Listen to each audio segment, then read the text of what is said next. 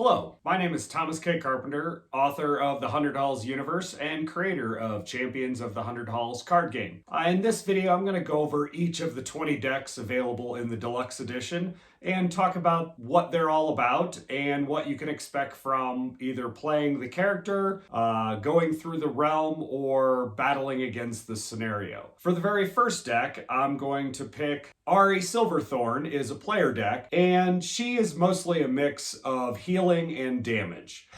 She might be equivalent to a paladin in D&D terms. For each of these decks, I'm going to highlight a few abilities and cards. The very first one I'm going to talk about is on the player card, the healing ability whenever she does spirit damage. This is a very easy way, quick way for her to deal a small amount of damage to enemies while healing her friends. The second one is in the card Selfless Sacrifice, which is an enchantment that reads once per turn when damage is dealt to another player, you can redirect 3 damage to yourself. Ari has a lot of ways to heal herself, and so this is a great way for her to protect her friends. The next deck I'm going to talk about is Pythia or Pi Silverthorn. She is one of the more complex and interesting decks to play. She's a bit of control and damage using her soul fragments to maintain control over the board. One of the interesting things about her is she has a demon attached to her that if she uses too many of her soul fragments, the demon comes into play and creates an additional challenge for the players. But if they can defeat the demon, then Pi gets an upgrade from where she was before. As far as an example card to go over, Explorer's Fragment, which is a soul fragment. Activated ability, destroy target event or enchantment, discard 2 cards. And there's a clause, if soul fragment is destroyed for any reason, place in void rather than graveyard. The next deck is Zane Carter,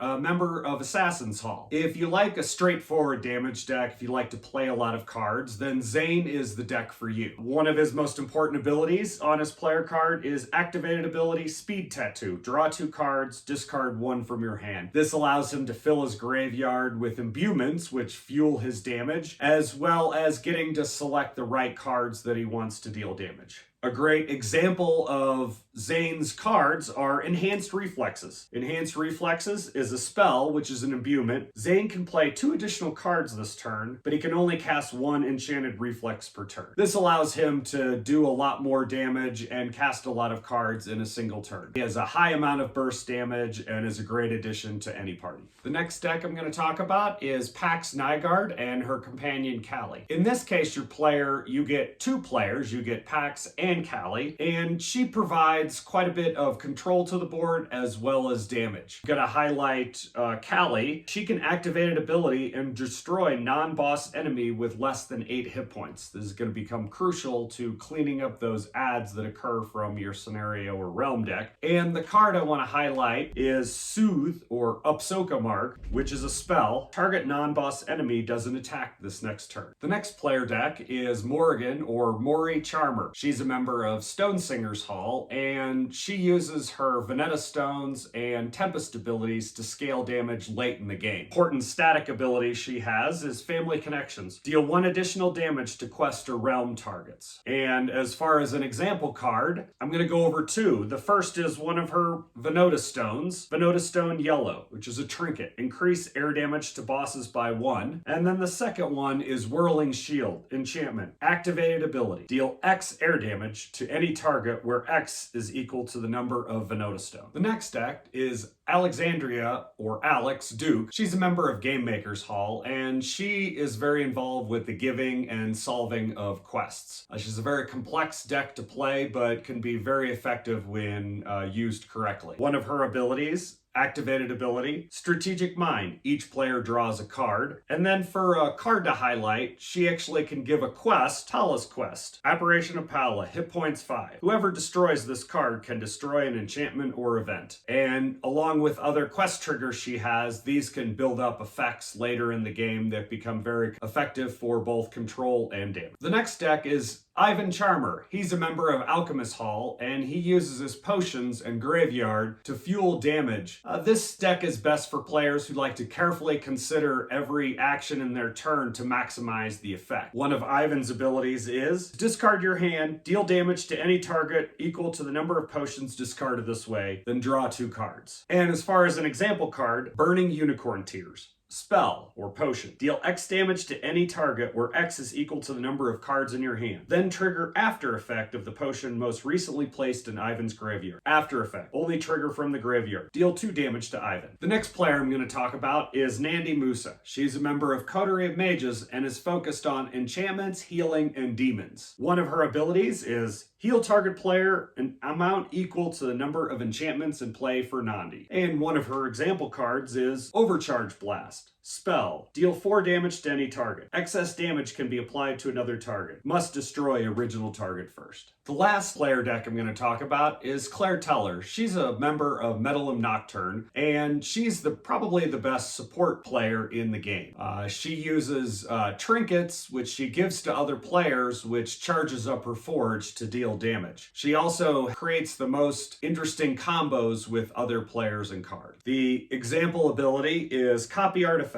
Until the beginning of Claire's next turn, copy the effect of any trinket or artifact in play for Claire. An example card, Phase Redirector, a trinket or forge. Whenever this player plays a card, deal 1 damage to any target. When played, this card can be given to another player. Now we get to the realm decks. Realm decks are paired with a scenario to provide the atmosphere in place where you're competing against the scenario. The first one I'm going to talk about is City of Sorcery, highlighting whenever a player completes a realm quest, that player heals 1 damage and draws 1 card. That makes this realm probably one of the best to pair with for new players getting used to the game, or when taking on a higher challenge one when you want a little bit of benefit to help get you there. For example cards, Magic Thief, which is an event card. At the end of the realm turn, players must discard a card. A player can sacrifice a trinket to remove Magic Thief from play at the end of their turn. The next realm deck I'm going to go over is Denier. Players have to manage the ecology to prevent a collapse, or they'll have to deal with the influx of new creatures. One of the cards to highlight is Treacherous Jungle, an event. At the end of the realm turn, all players and enemies take 1 damage. Damage cannot be prevented. Sacrifice this card if the collapse occurs. The third realm for players to exist in is called Montahas. It's a snowy realm that features both a building that adds complexity to play, as well as a countdown that will release a creature called the Eater if you wait too long in the realm. So I'll highlight the building. Lifestone Factory. Building. At the end of the realm turn, add 2 counters to the Lifestone Factory. During each player's turn, they may use a number of counters equal or less to than the number on the Lifestone Factory to add X to a single target spell. Remove counters used. And then the Eater, a demon. Hit points 120. At the end of the realm turn, the Eater deals X damage to each player, where X equals the number of players. At the beginning of the realm turn, 1 player must sacrifice an enchantment or trinket. You want to do your best to make sure the Eater doesn't come out. The next realm I'm going to talk about is the Eternal City. The Eternal City is the home to the City Elves, or Matri. One of the highlights of this realm is the variable effect that happens on the Eternal City realm card. On the first counter, players cannot use 5 elements. The second counter, players cannot activate a card unless they discard a card. Third counter, players cannot play a card unless they take 1 damage, which cannot be prevented. And fourth card, players deal 1 extra damage. For an example card, the Dolgan, a humanoid, 10 hit points. At the end of the realm turn, deal 3 damage to the player with the most cards in hand.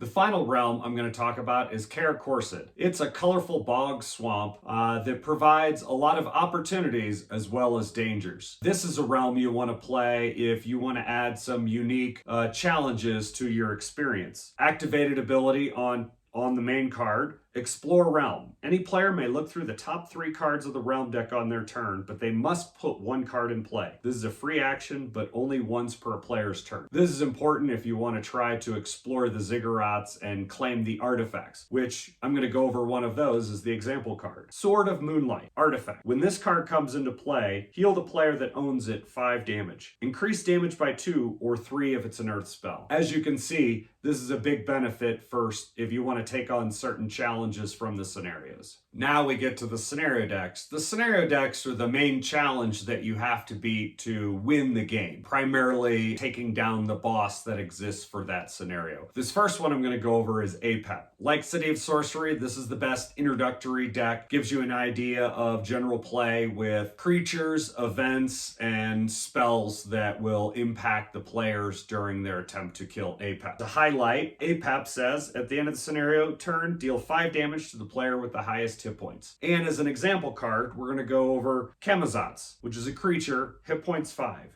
At the end of the scenario turn, deal 2 damage to all players. But it also says, when this card comes into play, flip over another card from the scenario deck. The next scenario deck I'm going to go over is the Black Council. The Black Council is a notorious group of rogues and assassins. This one is a little different because you have 5 bosses to defeat to win the scenario. I'm going to go over Eleanor Fields. She is a boss humanoid, and her ability is, at the end of the scenario turn, deal 3 damage to the player with the highest hit points. If all other Black Council members have been destroyed, increase damage to 5. And for the example card, we're going to look at a Virus. Virus, when this card comes into play, attach to the player with the most cards in hand. At the beginning of this player's turn, deal them damage equal to the number of cards in hand. The next scenario I'm going to talk about is the Citadel of Broken Dreams. This is probably the most unusual scenario, as it's an exploration of a dungeon where you have to go through multiple levels to complete it. To facilitate that, you have the activated ability, Check New Room. Any player may look through the top 4 cards of the scenario deck on their turn, but they must put 1 card in play and the rest in the graveyard. This is a free action, only once per a player's turn. To highlight one of the creatures, Mirror Golem, Construct, hit points 8. When this creature is attacked, deal damage to that player equal to their highest 5 element score. When this creature dies, deal damage to any target equal to the damage dealt to the Mirror Golem this player's turn. The next deck I'm going to talk about is the Diamond Court with the boss of Prince Aethelstar. This is a medium challenge, and it involves 3 bosses, 2 of which you have to destroy to be able to finally attack the main boss, Prince Aethelstar. These are the City Elves, or the Matri, and this deck is best paired with the Eternal City to give you the full Matri experience. Highlighting from Prince Aethelstar, if Precept has been killed, increase damage to 5. If Captia has been killed, change target to all players. So as you destroy his guardians, then he gets even tougher. So we'll go over Precept. Boss, Matri. Hit points 15 plus 10 per player. At the end of the scenario turn, deal 3 earth damage to the player with the lowest hit points. Prince Aethelstar cannot be targeted while Precept is in play. The next scenario deck we're going to talk about is the Infernal Invasion with the Losian, Lord of Lies. This scenario involves a lot of demons and is one of the hardest in the game. To beat this, it's really going to require working together with the other players, choosing the right characters, and meticulously going through the turns, and even then you won't win every time. To highlight one of Elosian's abilities, at the end of the scenario turn, the player with the highest number of cards in hand takes 3 damage, cannot be prevented. And as far as cards, Demonic Giant, Demon, hit points 25. At the beginning of the scenario turn, flip over another card from the scenario deck. At the beginning of the scenario turn, add a counter to this demon. All demons deal X damage equal to the number of counters while the demonic giant is in play. The last but not least scenario in the game is the Circle of Scale. In this one, you have to defeat the Council of Dragons, and at the beginning of it, all 5 dragons are in play. This is meant to be the hardest deck by a considerable margin. If you like the really super challenging games like Dark Souls or Elden Ring, this deck is for you.